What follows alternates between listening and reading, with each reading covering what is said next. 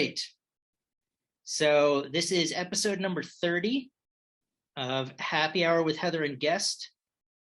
I am, of course, joined by Heather wearing her Telekinetic Yeti shirt.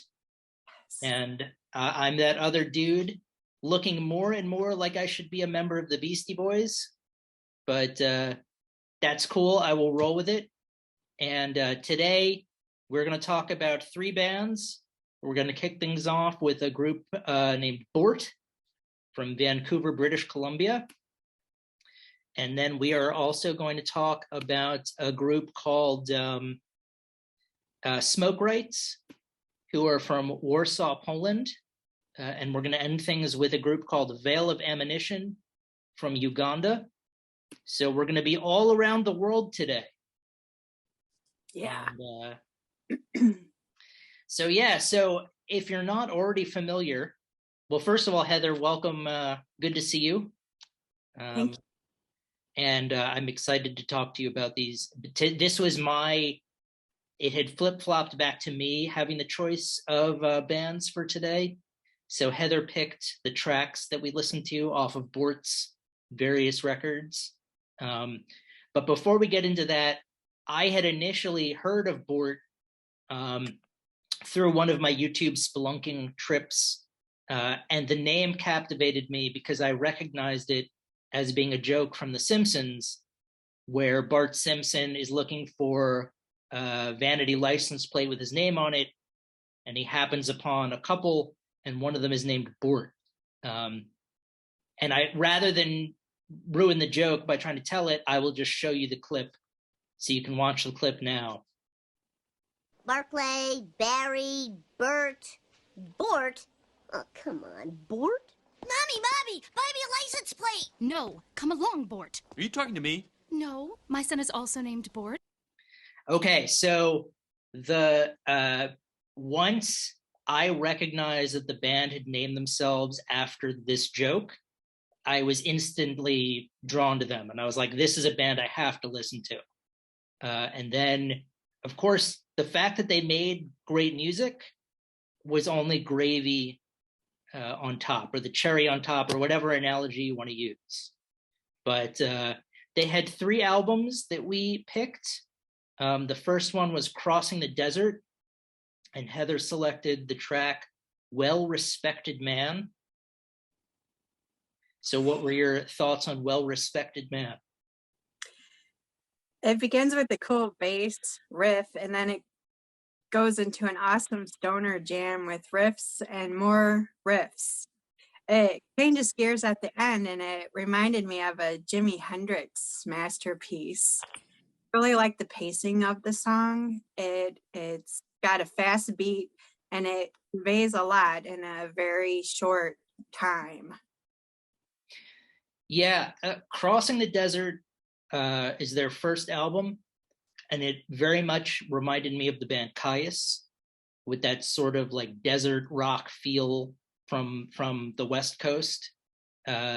This track was sort of a bluesy desert rock that I feel like was very much influenced by that region. The next track on this one was called Soul Eater. A little bit more ominous. Yeah, and this song rocks. I love the way he sings this song. I really like how fast it gets about midway through. More awesome guitar riffs. It gets softer towards the end with a really pretty melody.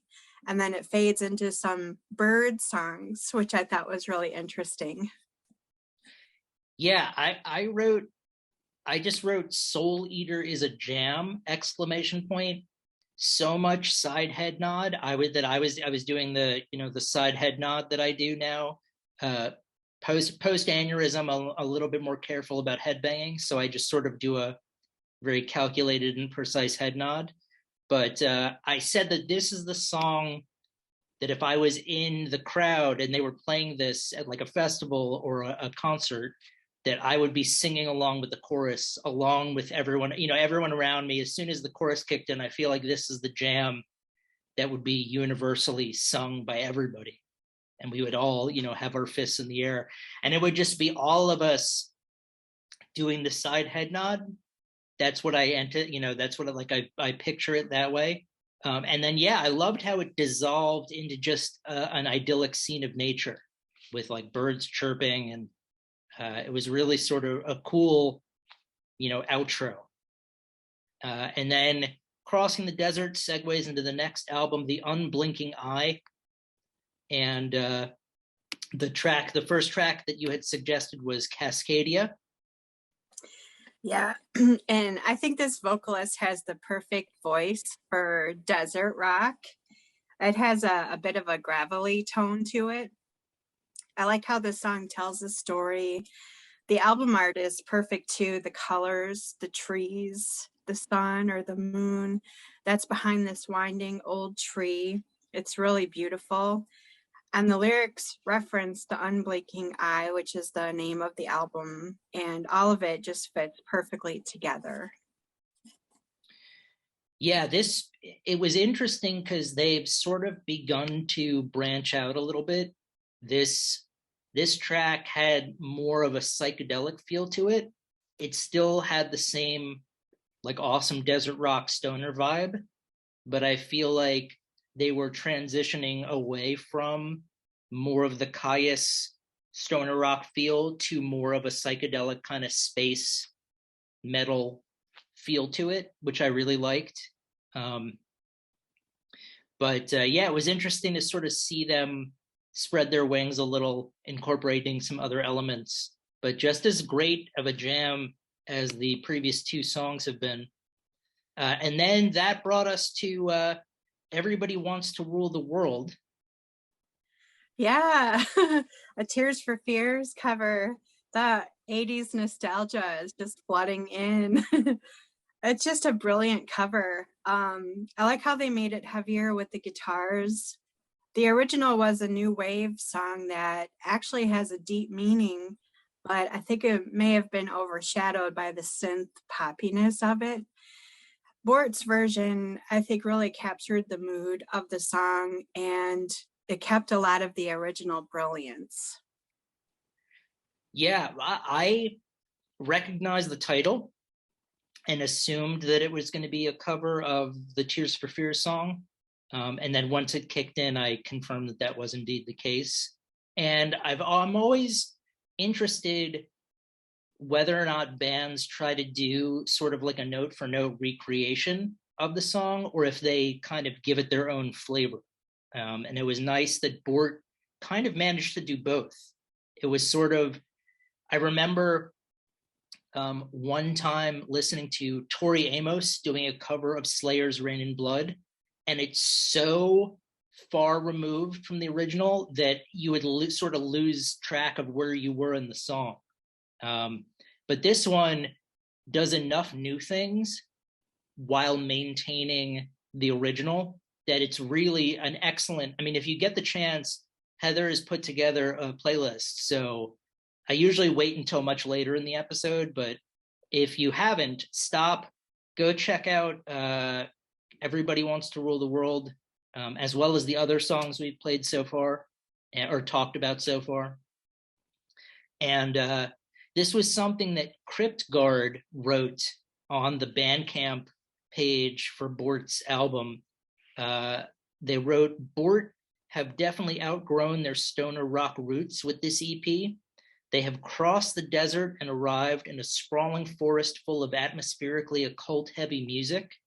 In addition to that, they dropped the best cover of the year with the brazen rendition of the synth pop classic Everybody Wants to Rule the World. They have substantially refined their songcraft and reached a lush sonic highland of doom metal.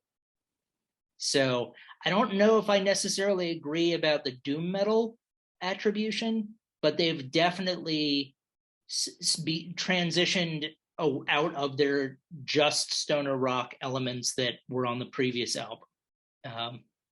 But yeah, I mean, I thought these were great picks by you so far. And then the last album we have for Bort is The Wreck of the Hesperus. And the first track was called Permanent Failure. Yeah. And I wanted to ask you, what do you think constitutes a proggy sound? So for me, when I think of prog or like prog metal or a proggy sound, usually the elements have to do with tempo changes or um, more of a jazz kind of feel where you're sort of building upon something. Like the band that comes to mind immediately is like Rush or King Crimson, something along those lines. I guess Tool, I would say, is also more of a metal, a progressive metal type of thing, where it's like the song may start out slow and plodding and then it'll speed up and then it'll slow down, and then it'll speed. There's just a lot of ins and out, as the Big Lebowski would say, as the dude would say, lots of ins, lots of outs, Out. lots of strands in the old duder's head. That's what I would think about.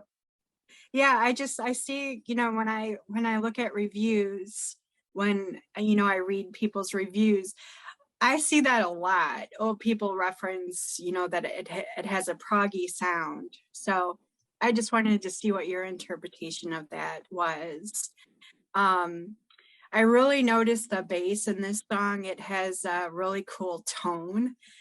At first, the music seems upfront, but the more I listened, the more I noticed all the layers and the intricacies. There's a lot going on under the surface, and I really encourage multiple listens. Yeah, it was interesting because this, I felt they were going back to more of a Caius, like desert rock feel to it. They were leaving the previous album was a little bit more psychedelic, and I felt like with this song it was returning more to like a bluesy desert rock type feel. But again, more of a sophisticated sound. And I definitely agree with you that this warrants multiple listenings because there is a lot of moving parts. Yeah. And then the next track was Black Breath. Yeah, and this song gets heavy. It's awesome. You can feel the menace and the dread. I really like the lyric. I feel the hours start to fold in my hand, numb and completely vulnerable to no end. Your eyes see what they want. Your mind lies about those whom you love. The music and the singing and the lyric, and it all goes so well together. One of my favorite moments of doing this show with you is when you analyze lyrics. So I appreciate that you, and you seem to do that every show. So I really appreciate that you take the time to do that. Because while I certainly appreciate the lyrics on most of these songs, I usually don't take the time to stop and smell the roses, so to speak. So I'm glad when you do. And yeah, this, I was sort of taken, it has like a bluesy, folky finger picking opening, which measures kind of like a heavy and light duality that happens throughout the song. But again, I feel like along with Permanent Failure and the next track we listen to, this is a more sophisticated album for Bort. And then the last track we're going to listen to, or we did listen to, is called Norman's Woe, which I thought was an awesome title. Yeah, and this is a way, definitely, what a way to close out the record. It's a lot of song within the song. I listened to these records on the Google YouTube Music app, and it took me until this record to notice that they include the lyrics with all the songs. So that's pretty cool. So I thoroughly enjoyed reading them while listening to the song. It's quite an experience.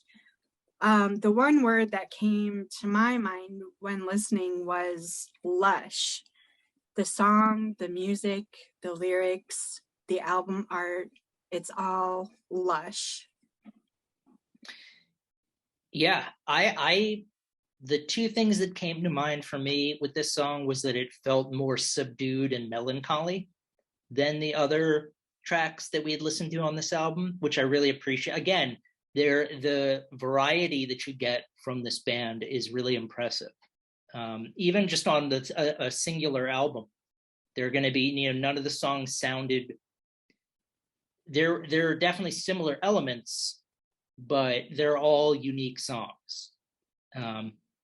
And someone named Bucky wrote this on Bandcamp that I thought was really well articulated. They wrote, Bort are back with a new wave of barn-burnt grit, powerhouse prog, and esoteric dirge. An orally euphoric output crushing on all accounts. So anytime I see somebody who I feel sums it up really well, I want to give them the credit and articulate what they've said. So I think this is another band we both agreed on was worth your time to check out. Go check out Bort. They've got 3 albums you can find, Crossing the Desert, The Unblinking Eye, and The Wreck of the Hesperus. Plus the fact that they got their name from one of my favorite TV shows when I was growing up is, just sort of a plus. That's like that. That's like the icing on the cake. Oh, absolutely. Absolutely. Plus if you name yourself Bort, odds are you're in on the, you don't take yourself too seriously. Like there's a lighthearted levity to it that I appreciate. And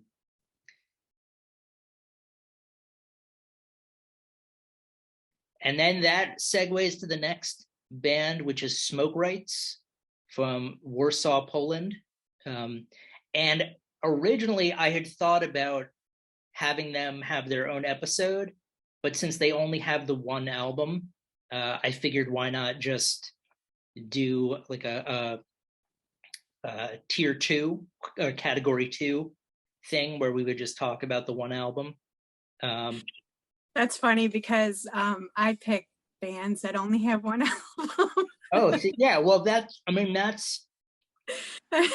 which I know like next week we're covering a band that only has one album. So which is totally cool. I mean, and we've done that before. Like we've featured bands that just have one album.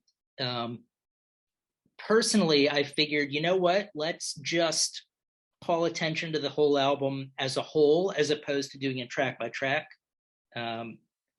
So yeah, Smoke Rights. What are your thoughts on Smoke Rights? Great stoner doom out of Poland, and we just talked about Red Scalp from Poland, who would be in the stoner doom category 2, but they couldn't be more different from each other. That's the beauty of doom music. Lots and lots of different and creative bands making great music within that genre. This has strong, clean, and harsh vocals. It's a huge part of the sound. Lots of heavy guitar and drums too.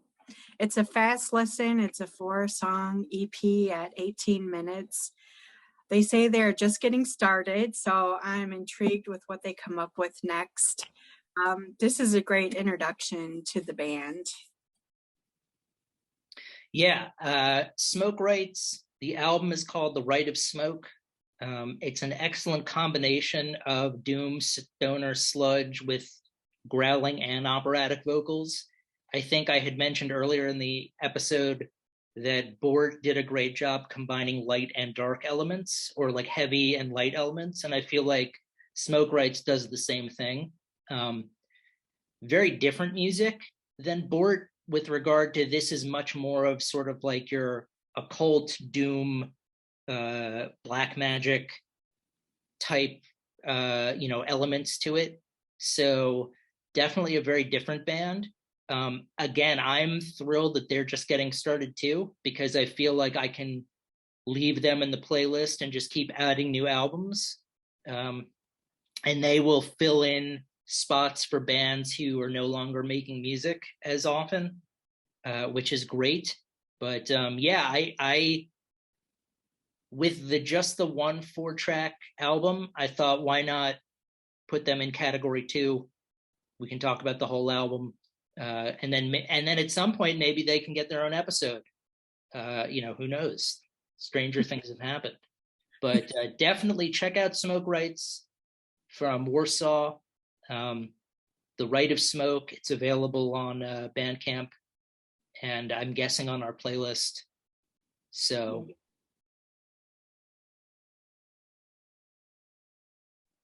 And then the last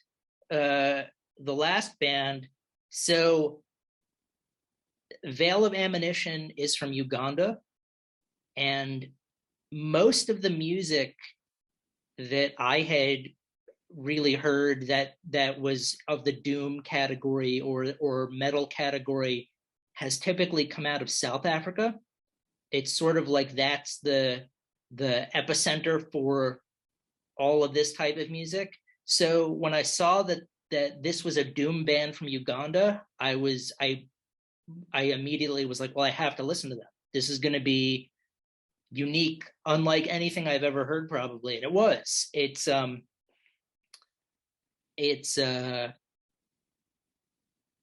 what was I going to say?